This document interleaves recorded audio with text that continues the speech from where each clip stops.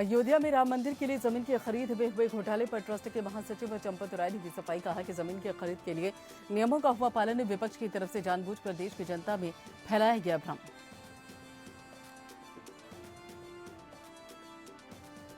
पश्चिम बंगाल में बीजेपी के नेता शुभेंदु अधिकारी ने राज्यपाल राजदीप धनखड़ से की मुलाकात। शुभेंदु ने राज्यपाल के सामने रखा चुनाव बाद हुई हिंसा का मामला। बीजेपी के प्रतिनिधिमंडल के करीब 2 दर्जन विधायक रहे नदारद।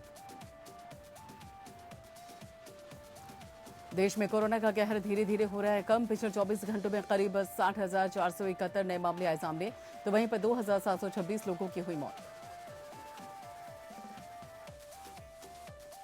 भारत चीन सीमा पर गलवान घाटी में हुई हिंसा की पहली बरसी। देश के लोगों ने हिंसा में शहीद हुए जवानों को दी श्रद्धांजलि। भारतीय जवानों ने चीन के सैनिकों को दिया था करारा जवाब।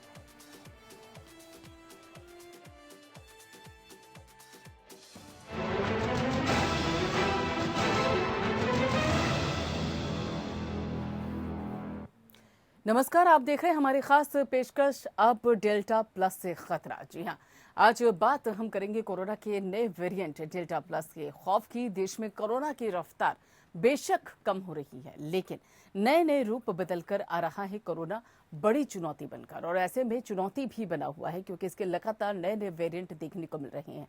दुनिया में तबाही मचाने वाले कोरोना वायरस का अब एक और नया वेरिएंट सामने आया और इस वेरिएंट का नाम है डेल्टा प्लस। और एक कोरोना वायरस का अति संक्रामक वेरिएंट डेल्टा से उत्परिवर्तित यानी कि म्यूटेंट होकर डेल्टा प्लस यानी कि AY1 बन गया है। हालांकि वैज्ञानिकों का कहना है कि भारत में अभी इसे लेकर चिंतित होने की कोई बात नहीं है क्योंकि देश में अभी इसके बेहद कम मामले हैं। डेल्टा प्लस वायरस का डेल्टा या फिर B.1617.2 प्रकार में म्यूटेंट होने से बना है और इसकी पहचान पहली बार भारत में हुई थी और ये महामारी की दूसरी लहर के लिए जिम्मेदार था। हालांकि वायरस के नए प्रकार के कारण बीमारी कितनी घातक हो सकती है इसका अभी तक कोई संकेत नहीं मिला है। डेल्टा प्लस उस मोनोक्लोनल एंटीबॉडी कॉकटेल उपचार का रोधी है जिसे हाल ही में भारत में मंजूरी मिली।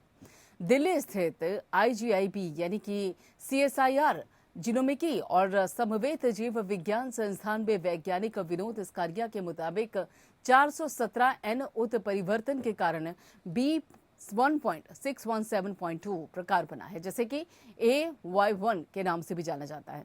उन्होंने कहा है कि ये उत्परिवर्तन SARS यानी कि CoV2 के स्पाइक प्रोटीन में हुआ जो वायरस को मानव कोशिकाओं के भीतर जाकर संक्रमित करने में सहायता करता है।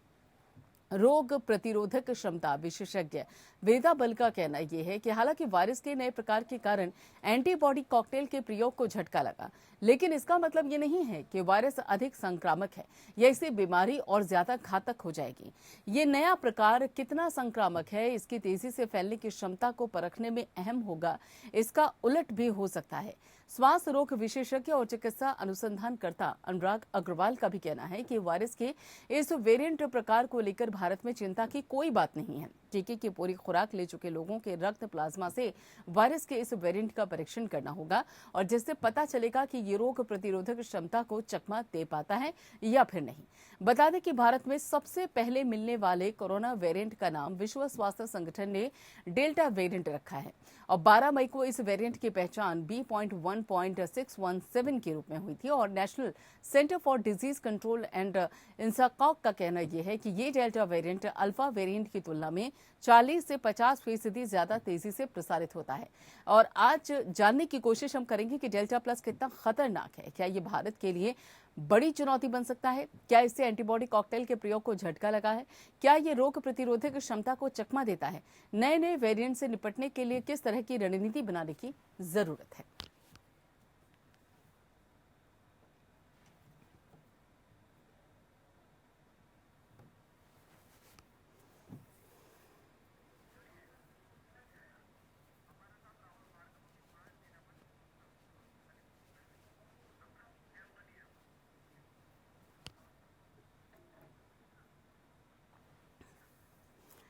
जी हाँ, जिस तरीके से हम अपने आसपास देख भी रहे हैं और जो अभी तक आंकड़े सामने आ रहे हैं उसके मुताबिक जो कोरोना संक्रमण के आंकड़े हैं वो लगातार कम होते जा रही हैं और ये राहत की बात है। लेकिन जिस तरह से कोरोना के नए नए वेरिएंट देखने को मिल रहे हैं, उससे कहीं ना कहीं माथे पे बल और गहरा जाते हैं कि आखिर ये खतरनाक किस हद तक होने वाले हैं। खासतौर पर अगर भारत के वातावरण को, यहाँ के पर्यावरण को, यहाँ के रहन सहन को देखा जाए उस हिसाब से। ऐसे में डेल्टा प्लस ये एक नया वेरिएंट देखने को मिला है। कितना खतरनाक है ये और सही मायनों में इसका क्या उपचार हो सकता है, किस तरह की एहतियात बरतनी चाहिए, बात करने के लिए हमारे खास मेहमान हमारे साथ जुड़े हुए हैं। आपको बता दें कि यहाँ पर डॉक्टर एम वली हैं और सीनियर डॉक्टर हैं गंगाराम हॉस्पिटल से, वो हमारे साथ जुड़े हुए हैं। और डॉक्टर अंशुमन कुमार हमारे साथ जुड़े हुए हैं। डॉक्टर एम वली, ये एक नया वेरिएंट, अभी तक लगातार रिसर्च चल रही है, लगातार कोशिशें हो रही हैं कि आखिर इस कोरोना वायरस को समझा जाए, इसके म्यूटेंट किस तरीके के हैं, वेरिएंट किस तरीके के। ऐसे में अब डेल्टा प्लस निकल कर सामने आ जाता है। आपसे हम समझना चाहते हैं कि आखिर डेल्टा प्लस है क्या। देखिए, ये कोरोना वायरस शुरू में ही हमने सुना था और हमारे आदरणीय प्रधानमंत्री जी ने भी इसको बहुत ठीक नाम दिया था, बहरूपिया वायरस। तो अगर हम इसके कैरेक्टर को समझने की कोशिश करें तो नॉर्मली ये हमें सबसे परिचित हो गए भली बाती, म्यूटेशन। तो ये वायरस का एक गुण है या अवगुण है। तो इस कोरोना के लिए तो मैं यही कहूंगा इसका अवगुण है, क्योंकि नॉर्मल वायरस जब म्यूटेट करता है तो उसका प्रभाव कम हो जाता है, हानि कम करने लगता है वो। लेकिन कोरोना वायरस में इसका अपवाद है और इसमें ल्यूसीन को कन्वर्ट किया है इसमें आर्जिनिन से, जो इसका सब्स्टिट्यूशन होता है अमीनो एसिड चेन का इसमें।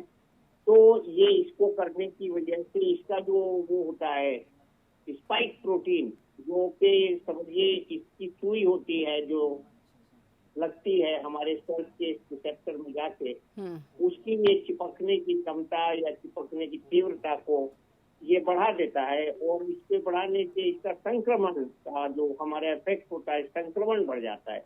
और आपने बहुत ठीक सब चीज बताई कि ये कई गुना जो है हानिकारक हो जाता है। और WHO ने ये 31 मई को ये इसलिए नामकरण किया था इसका कि इसके साथ हिंदुस्तान का नाम भी जोड़ा जा रहा था। हालांकि ये UK और दूसरी कंट्रीज में पाया गया था। लेकिन मैं आपको याद दिलाना चाहूंगा कि सडनली जब सेकेंड वेव अपने चरम पर थी तो विशाखापट्टनम और महाराष्ट्र में केसेस जो एकदम बड़े थे, उसका जो श्रेय है वो इसी वायरस को दिया गया था। तो ये डेल्टा स्ट्रेन जो है UK में भी बहुत डोमिनेंट था। और इसका संदेश यही है कि ये ज्यादा आक्रामक है और अगर हमने टीके का गैप ठीक से नहीं रखा तो इसके ऊपर जो टीके की इम्यूनिटी है जो बनी चाहिए अप्रोप्रिएट, वो नहीं बनेगी। तो इसमें सबसे बड़ा संदेश यही है कि डेल्टा वेरिएंट में, और अब जो इसके बड़े भाई साहब भी आ गए हैं डेल्टा प्लस, उसमें जो है एक KY1 म्यूटेशन और हो गया है। और वो डेल्टा प्लस में जैसे कि आपने अभी बताया है कि ये डिफाई कर रहा है वो एंटीबॉडी कॉकटेल को या मोनोक्लोनल एंटीबॉडी को, जिसमें हम दो मोनोक्लोनल एंटीबॉडी का मिश्रण देते हैं, उसको ये डिफाई कर रहा है। तो ये घातक होता जा रहा है। और इसका वाहिद जो है सोल्यूशन, कोई सोल्यूशन है तो हम कोविड एप्रोप्रिएट बिहेवियर जारी रखें और ये जो अनलॉक होता है इससे एकदम एक्साइट ना हो। और दूसरे मास्क इसके साथ आता है, जो कोविड एप्रोप्रिएट बिहेवियर है, मास्क और डिस्टेंस। और मैं तो यही कहूंगा जितना घातक हो रहा है हम 2 मीटर की दूरी को आप बढ़ा दें, उससे 2.5 मीटर 3 मीटर कर दें। और दूसरा वैक्सीन। तो ये जो दो इसके हथियार हमारे पास प्रेजेंट हैं उसको रखें। आपको ठीक पता है कि ये जो वेरिएंट है इस पर जो एंटीबॉडी कॉकटेल है वो शायद काम नहीं कर रहा है या नहीं करेगा, तो ये हमको निराशा कर रहा है डे बाई डे। और ये आपके थ्रू ऐसा संदेश है जो कि एक आम आदमी के लिए ये संदेश है कि सावधान रहिए। आम आदमी इससे कंसर्न नहीं है कि इसने क्या अमीनो एसिड का वेरिएंट किया या किस तरह से घातक हुआ। एक आम आदमी के लिए समझने की बात यह है कि हमको बिल्कुल भी ढिलाई नहीं बरतनी है और हमको अपना टीका समय से लगवाना है। ये दो मेन संदेश हैं इसमें और यही मैं कहूंगा। और मैं साइंटिफिक डिटेल्स इसकी बहुत ज्यादा हैं, तो कैसे हमारे वैज्ञानिकों ने इसकी जीनोम की स्टडी की है बिल्कुल। कैसे इसकी जो मारक क्षमता है उसका पता लगाया। मैं इसके लिए उनको भी मुबारकबाद देता हूँ, अपने वैज्ञानिकों को, जिन्होंने हमको इससे अवगत समय से करा दिया है, ताकि हम ताकि इस कोई बाबत भी जो एहतियात बरतनी है उस पर काम हो सके। ठीक है, डॉक्टर अंशुमन कुमार भी हमारे साथ जुड़े हुए, जो कि सीनियर डॉक्टर हैं अपोलो यहाँ पर धर्मशिला हॉस्पिटल के, वो भी हमारे साथ जुड़े हुए हैं। डॉक्टर अंशुमन, ये जो वेरिएंट है जिसका जिक्र किया जा रहा है डेल्टा प्लस का, और इसका एक जो वेरिएंट है AY1, इसकी आखिर प्रभावक क्षमता क्या समझी जाए, कितना खतरनाक इसको माना जाए? हालांकि अभी डॉक्टर एम वल्ली कह भी रहे थे कि ये तो एक अच्छी चीज है, एक गनीमत रही है कि सही समय पर इसका पता चल गया है, लेकिन अगर इसके फैलने की, इसकी फ्रिक्वेंसी की बात की जाए तो कितना खतरनाक साबित हो सकता है, कितनी खतरनाक इसकी फ्रिक्वेंसी हो सकती है? जी, देखिए KY1 बिल्कुल नई जो जेनोमिक सीक्वेंस किया उसके हिसाब से निकल के आया है, पता हुआ है। लेकिन इस डेल्टा वायरस के जो प्रॉब्लम थी डेल्टा वायरस से, डेल्टा प्लस इसीलिए कहा गया, उसी से मिलती जुलती चीजें इसमें ज्यादा हो रही हैं। जैसे स्पाइक प्रोटीन ओवर एक्सप्रेशन, तो इन्फेक्टिविटी रेट बढ़ गया था।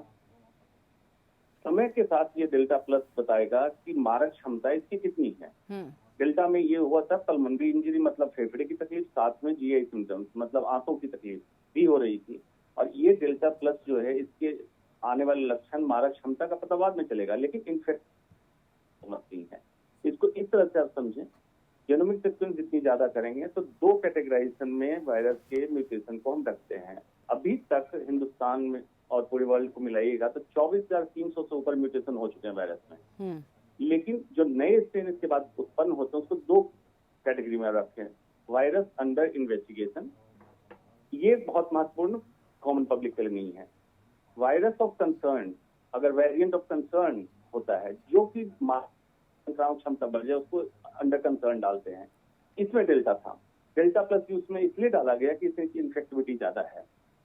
बचने के तरीके वली साहब ने बिल्कुल सही बताया, सेम रहेगा, कोई भी इसमें एक्स्ट्रा प्रिकॉशन नहीं है, कुछ नहीं है। इसके मारक क्षमता अगर इसकी बढ़ी तो हमें इसके प्रोटोकॉल, ट्रीटमेंट प्रोटोकॉल में कुछ सुधार की जरूरत हो सकती है।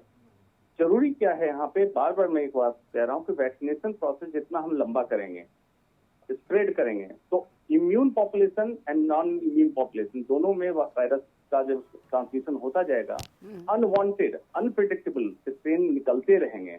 इसीलिए हमें भी वैक्सीनेशन प्रोसेस को स्पीड अप करना मेन टारगेट होना। इससे एहतियात को लेकर हमारे खास मेहमान हमारे साथ जुड़े हुए हैं लगातार। डॉक्टर एम वल्ली, अभी लगातार देखा जाए तो कोरोना वायरस को लेकर रिसर्च चल रही है, इसके म्यूटेंट को लेकर, इसके वेरिएंट को लेकर, लेकिन इस बाबत अब अनलॉक की भी प्रक्रिया शुरू हो चुकी है। दिल्ली की बात कर लीजिए, दूसरे राज्यों की बात कर लीजिए, तो ऐसे में डेल्टा प्लस, क्या ये मानकर चला जाए कि इस बाबत इसकी जो संक्रामक क्षमता है या फिर जो इसकी फ्रिक्वेंसी है वो इस अनलॉक के तहत बढ़ सकती है? बहुत सावधान रहने का समय है। हमने बहुत खोया है सेकंड वेव में, और ये शायद इसलिए खोया है कि हम फर्स्ट वेव के बाद बड़े ढिलाई बरतने वाले लोग बन गए थे। हमने इसको समझा कि अब कोरोना गया, और हमने सब भूल गए, और इतना भूल गए कि ये सेकंड वेव इतनी ज्यादा घातक होकर आई है। और हम नहीं भूले, इंसान तो इंसान है। सभी मुल्कों में ये देखा गया कि सेकंड वेव, और कहीं कहीं तो थर्ड और फोर्थ वेव भी आकर जा चुकी है। तो मेरे कहने का मतलब ये है कि हम वही बोर्ड जो सड़कों पर लगा रहता है, सावधानी हटी और दुर्घटना हुई, उसको याद रखें। ये कोरोना के में भी बड़ा एप्लीकेबल है, और ये बहुत डर की बात है कि अभी इसके कितने वेरिएंट आ जाएंगे तो वो पता नहीं है। और इसमें जो फेनोमेना मैंने आपको जोर देकर बताई है कि एक नॉर्मल वायरस जब भी म्यूटेट करता है उसकी मारक क्षमता कम होती जाती है, लेकिन ये उससे अपवाद है और ये एक्सेप्शन है कि ये इसकी मारक क्षमता और जो एस इनहिबिटर्स को जकड़ने की पावर है वो ज्यादा होती जा रही है। और इससे पूरी दुनिया चिंतित है कि क्या हम करें, कैसे बचें। और ये अभी हमने जो जैसे डॉक्टर बता रहे थे, वेरिएंट्स ऑफ कंसर्न बन गए हैं, ये चिंता का विषय है, जिसको मैं हिंदी में ऐसे अनुवादित कर, चिंता का विषय बन गए, चिंता के वायरस बन गए, वायरसेस ऑफ कंसर्न बन गए हैं। ये alpha, beta, gamma, epsilon, zeta, eta, ये सब नाम रख दिए गए इनके। लेकिन इन नाम रखने के पीछे उद्देश्य यही है कि ये जो आइडेंटिफाई किए गए हैं खतरनाक वायरस, इनसे हम डबल मास्क लगाकर बचें। मैं आमतौर से खासतौर से यंगस्टर्स को, बच्चों को बहुत बार बार कहता हूँ कि वो मास्क को के लिए कोई ढिलाई न बरतें। प्लीज इसको अपने शरीर का एक हिस्सा बना लें। और मैं बार बार कहता हूँ, मास्क है एम फॉर मेरा, ए फॉर अपना, एस फॉर सुरक्षा, के फॉर कवच। तो ये मेरा अपना सुरक्षा कवच है। जैसे आप गाड़ी में ब्रेक रखते हैं, बगैर ब्रेक की गाड़ी आप नहीं चलाते, इसी तरह बगैर मास्क के आप बाहर मत निकलिए, प्लीज मत निकलिए। कुछ नहीं दिखेगा, कब ये दोबारा वेव आ जाएगी, कैसे संक्रमण होगा, हम लोग देख नहीं पाए इसको। हम लोग मिसगाइड हो गए, हम लोग मर गए, हमारे रिश्तेदार मर गए। बड़ा बुरा लगता है जब कोई फोन पे बताता है कि आज मेरा ये अजीज मर गया, आज मेरा वो अजीज मर गया। हमको बड़ी चिंता होती है, रोना भी आता है। उससे बचने का यही तरीका है। आपका चैनल बार बार ये जो प्रोग्राम करता है, इसका उद्देश्य मनोरंजन नहीं है, बल्कि चिंता को उजागर करना है कि ये हमारी जेन्युइन वरी, जेन्युइन चिंता होनी चाहिए, जेन्युइन डर होना चाहिए कि हम मास्क लगाएं और बाहर बगैर मास्क के न निकलें, सैनिटाइजेशन की आदत जारी रखें। शायद ये हमको अब हमेशा करना होगा, और ये अच्छी बात है कि हैंड सैनिटाइज करना हो, साफ सुथरे कपड़े पहनना हो, थोड़ा दूर पे रह के मिलना हो। आज भी मैं देखता हूँ लोग एकदम पास आ जाते हैं, जब आपसे बात करते हैं वो भूल जाते हैं कि सारे दिन हम लोग, आप लोग क्या बता रहे हैं लोगों को, वो याद नहीं रख रहे हैं। वो इसलिए याद नहीं रख रहे हैं कि इस समय उनको बुखार नहीं है, खांसी नहीं है, उनको पीड़ा नहीं है। लेकिन कल आने वाली पीड़ा जो आप लोग दिखा रहे हैं और हम लोग बता रहे हैं, उसका आभास हमें आज नहीं होगा। बिल्कुल, और जिस तरीके से दूसरी वेव नहीं दिखाई दी, बिल्कुल जिस तरह से दूसरी वेव नहीं दिखाई दी, उसके आने की दस्तक नहीं पता चली, उसी तरीके से हो सकता है कि तीसरी वेव को भी लेकर भी कोई जो संभावनाएं जताई जा रही हैं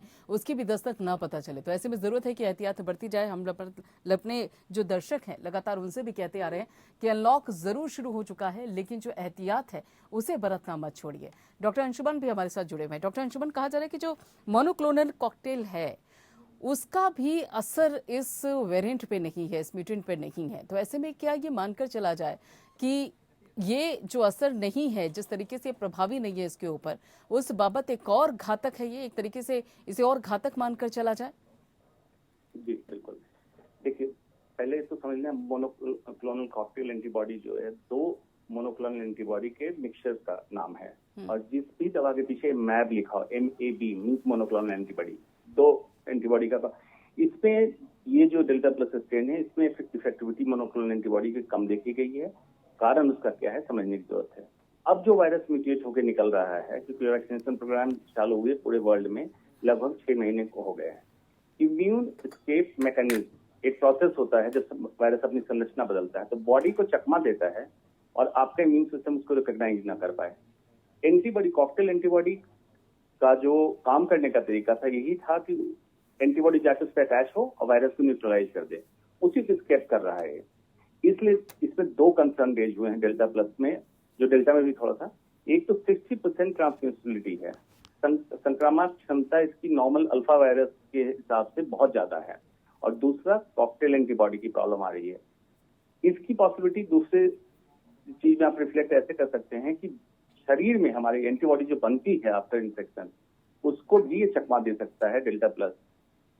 म्यूटेशन जिस तरह का लिया, टी सेल को इंड्यूस उतना नहीं करेगा जितना नॉर्मली वायरस कर रहा था। तो ये चैलेंजिंग है, तो संक्रामक है। इसलिए लहर की जहां तक बात होती है, मैं बार बार कहता हूं, जैसे समुद्र का टाइड आता है, रिसीड होने पीछे जाने लगता है, जब पीछे हो रहा तो दूसरी लहर आ रही होती है, आपको सामने दिखेगी, लेकिन इस बीच पानी डिस्कनेक्ट नहीं होता। सिमिलरली वायरस का संक्रमण खत्म नहीं हुआ है, लो हुआ है। सावधानी इसीलिए जरूरी है कि लो हुआ है, टाइड नहीं है। और इसमें आपने जैसे ही मौका छोड़ा, तीसरी लहर आएगी, बहुत तेज से आएगी, और म्यूटेटेड स्ट्रेन की लहर आने के बाद फर्दर ज्यादा लोग इन्वॉल्व होंगे, जिसमें उम्मीद ऐसी भी लगाई जा रही है कि बच्चे ज्यादा इन्वॉल्व होंगे। उसका मतलब ये नहीं कि बच्चे इन्वॉल्व होंगे तो बड़े नहीं होंगे, बच्चे भी इन्वॉल्व होंगे और बड़े भी जो अनइम्यूनाइज्ड हैं वो भी इन्वॉल्व होंगे। बिल्कुल, यानी कि बड़ों के साथ साथ बच्चों के लिए भी खतरा यहाँ पर बना हुआ है अगर सावधानी हटा दी जाती है तो। वली, एक बात बताइए, अभी जिस तरीके से वैक्सीन लगाने पर जोर दिया जा रहा है कि देखिए आप अपना वैक्सीनेशन करवाइए, हर किसी से अपील की जा रही है कि वैक्सीन लगवाइए, बहुत ज़रूरी है ये। तो ऐसे में ये जो डेल्टा प्लस है, यानी कि जिसका नाम AY1 भी कहा जा रहा है, उस पर क्या ये पूरी तरीके से वैक्सीन प्रभावी हो सकती है, रोकने में सक्षम हो सकती है, ये मानकर चला जाए कि उसमें भी अपडेशन की ज़रूरत है? नहीं, देखिए, अभी आपने मुझसे पूछा। जी डॉक्टर वली जी। हाँ, देखिए अभी हम ये दावे के साथ नहीं कह सकते ये डेल्टा वेरिएंट पर और डेल्टा प्लस वेरिएंट पर वैक्सीन प्रभावी नहीं होंगी। अभी हमारे पास 3 स्टडी हैं, इसमें से फाइजर वैक्सीन के बारे में कुछ आया है, लेकिन मैं अभी ये कहूँगा कि अगर हम 2 डोजेस के बीच में इंटरवल को कम कर देते हैं तो हमारी जो एंटीबॉडी प्रोडक्शन है वो पहली डोज के बाद 33% और दूसरी डोज के बाद 88% का प्रोडक्शन होता है। और एक और नया वैक्सीन भी आने वाला है स्पुतनिक के बाद, नोवावैक्स, उससे कहा जा रहा है कि 91% प्रोडक्शन मिलेगा।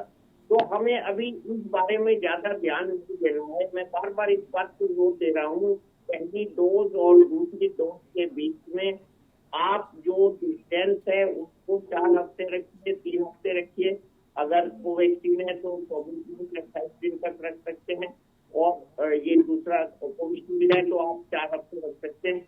इस मुद्दत पे अगर आप टीका रिपीट कर देंगे तो एंटीबॉडी सफिशिएंट तादाद में बन जाएंगी। एक कैटेगरी हमारी वो है जो ऑलरेडी कोरोना से सफर कर चुके हैं, उनको भी 2 महीने के अंदर अंदर भी टीका ले लेना चाहिए। तो ये जो जरूरी बातें हैं कि सब टीका सेंटर पे पता है, आप वहाँ जाइए और टीका जरूर लगवाइए, और टीके में ढीलापन या लापरवाही नहीं बरतिए, और इस बात को अभी नेचर पर ही छोड़ दीजिए कि हमको कितनी एंटीबॉडी बनेगी, क्योंकि एंटीबॉडी रिस्पॉन्स आपका दूसरे का सबका अलग अलग होता है। लेकिन एंटीबॉडी का जो परसेंटेज है, जैसे मैंने आपको बताया कि 30-33% पहली डोज के बाद और 80% से थोड़ा सा ज्यादा दूसरी डोज के बाद, और अगर हम दूसरे टीके लगवाएंगे जो भविष्य में होने वाले हैं उससे और अच्छा होगा। टीका भी अच्छा बताया गया है, जिन लोगों को स्पुतनिक लगेगा वो अलग से उसको लगेगा, पहली दूसरी डोज दोनों लगेगी। तो ये जब अवेलेबल होगा 3rd वन तब, और जो 2 अवेलेबल है हम उनको लगवाइए। और ये हमारा जो वैक्सीन है ये भी बहुत अच्छा है वैक्सीन, ऐसा नहीं है कि अच्छा नहीं है। और कोविशील्ड तो आपको पता ही है, ये ब्रिटिश टेक्नोलॉजी में बना है सारा। ठीक है, यानी कि जो वैक्सीनेशन है तो यही वैक्सीन है। ठीक है, यानी बिल्कुल वैक्सीन लगवाने की जरूरत है और उसके साथ साथ एहतियात बरतने की भी जरूरत है। बहुत बहुत शुक्रिया डॉक्टर अंशुमान और साथ ही डॉक्टर एम वली, आप दोनों का जुड़ने के लिए और ये बेहद जरूरी जानकारी हमारे दर्शकों तक उपलब्ध करवाने के लिए। तो यहाँ पर अनलॉक भले ही शुरू हो चुका हो, लेकिन उसके साथ साथ एहतियात बरतने की जरूरत है। हमेशा याद रखिए कि वायरस खत्म नहीं हुआ है, बस इसकी फ्रीक्वेंसी लो हुई है। ऐसे में तीसरी वेव का भी खतरा है, तो जरूरत है कि मास्क लगाकर रखिए, 2 गज की दूरी बनाकर रखिए और हैंड सैनिटाइजेशन की जो प्रक्रिया है वो लगातार जारी रखिए। तो सावधानी बरतते रहिए। फिलहाल इतना ही, बाकी खबरों के लिए आप जुड़े रहिए एपीएन के साथ।